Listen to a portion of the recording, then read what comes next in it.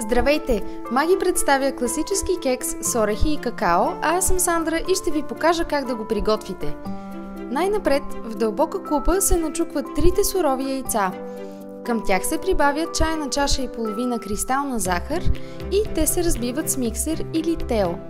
Прибавя се половин кафена чаша олио и разбиването продължава. След това към сместа се прибавят 3 чайни чаши брашно, като те се пресяват в купата през сито и в тях се добавят содата и какаото. Това се прави, за да стане по-пухкаво печивото. Сместа се разбърква и в нея се добавя чайна чаша прясно мляко. Накрая се прибавят накълцаните орехи и всичко се разбърква много добре. Важно е сместа да стане нито твърде течна, нито твърде гъста. Получената смес се изсипва в предварително намаслена кръгла форма за кекс и десертът се изпича при 180 градуса за 45 минути. Разрязва се след като изстине напълно и по желание се поръсва с пудра захар.